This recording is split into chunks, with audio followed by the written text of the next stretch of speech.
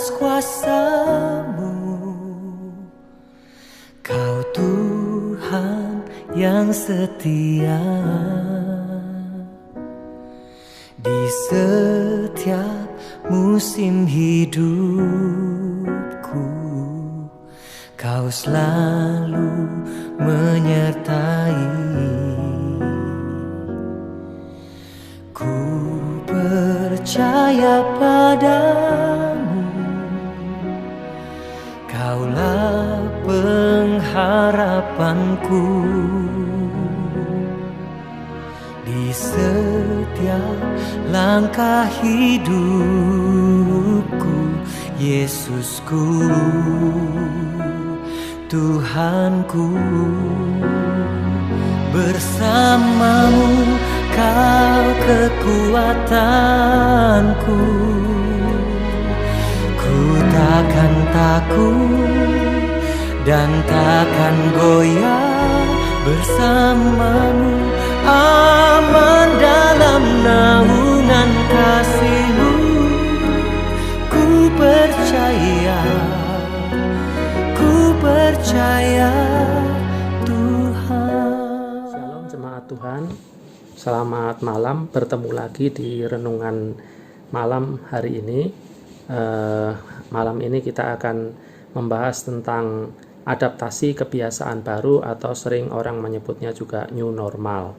Ayat firman Tuhan yang akan kita bahas malam hari ini kita ambil dari kitab Kejadian, khususnya ayat pasal yang ke-8. Firman Tuhan Kejadian 8 ayat 1 sampai yang ke-19. Air bah surut, maka Allah mengingat Nuh dan segala binatang liar dan segala ternak yang bersama-sama dengan dia dalam bahtera itu, dan Allah membuat angin menghembus melalui bumi sehingga air itu turun. Ditutuplah rapat-rapat air samudera raya serta tingkap-tingkap di langit, dan berhentilah hujan lebat dari langit. Dan makin surutlah air itu dari muka bumi. Demikianlah berkurang air itu sesudah 150 hari. Dalam bulan yang ke-7, pada hari yang ke-17 bulan itu, terkandaslah bahtera itu pada pegunungan Ararat. Sampai bulan yang ke-10, makin berkuranglah air itu. Dalam bulan yang ke-10, pada tanggal 1 bulan itu, tampaklah puncak-puncak gunung. Sesudah lewat 40 hari, maka Nuh membuka tingkap yang dibuatnya pada bahtera itu, lalu ia melepaskan seekor burung gagak. Dan burung itu terbang pulang pergi sampai air itu menjadi kering dari atas bumi. Kemudian dilepaskannya seekor burung merpati untuk melihat apakah air itu telah berkurang dari muka bumi. Tetapi burung merpati itu tidak mendapat tumpuan kakinya, dan pulanglah ia kembali mendapatkan Nuh ke dalam bahtera itu, karena di seluruh bumi masih ada air. Lalu Nuh mengulurkan tangannya, ditangkapnya burung itu dan dibawanya masuk ke dalam bahtera. Ia menunggu 7 hari lagi, kemudian dilepaskannya pula burung merpati itu dari bahtera. Menjelang waktu senja, pulanglah burung merpati itu mendapatkan Nuh, dan pada paruhnya dibawanya sehelai daun zaitun yang segar. Dari situlah diketahui Nuh bahwa air itu telah berkurang dari atas bumi. Selanjutnya ditunggunya pula 7 hari lagi, kemudian dilepaskannya burung merpati itu, tetapi burung itu tidak kembali lagi kepadanya. Dalam tahun ke-601 dalam bulan pertama, pada tanggal 1 bulan itu, sudahlah kering air itu dari atas bumi. Kemudian Nuh membuka tutup bahtera itu dan melihat-lihat, ternyatalah muka bumi sudah mulai kering. Dalam bulan kedua, pada hari yang ke-27 bulan itu, bumi telah kering. Lalu berfirmanlah Allah kepada Nuh, "Keluarlah dari bahtera itu, engkau bersama-sama dengan istrimu serta anak-anakmu dan istri anak-anakmu, segala binatang yang bersama-sama dengan engkau, segala yang hidup, burung-burung, hewan dan segala binatang melata yang merayap di bumi, suruhlah keluar bersama-sama dengan engkau, supaya semuanya itu berkeriapan di bumi, serta berkembang biak dan bertambah banyak di bumi." Lalu keluarlah Nuh bersama-sama dengan anak-anaknya dan istrinya, dan istri anak-anaknya.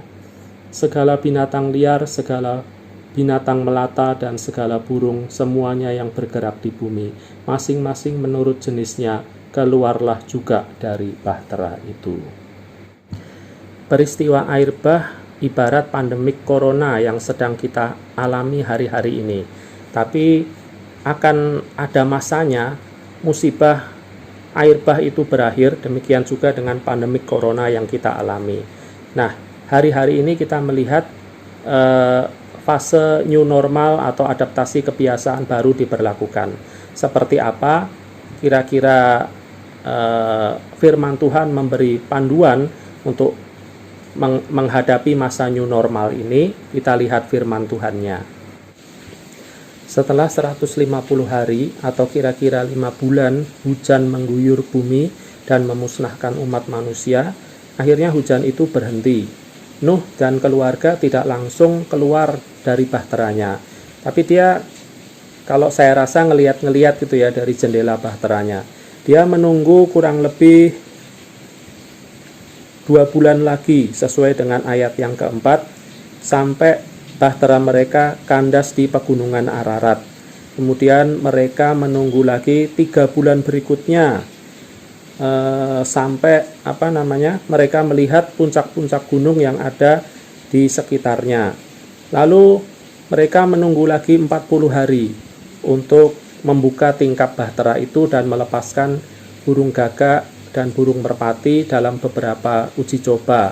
Sampai uji coba yang ketiga, burung itu akhirnya tidak kembali, yang membuktikan bahwa permukaan bumi sudah benar-benar kering.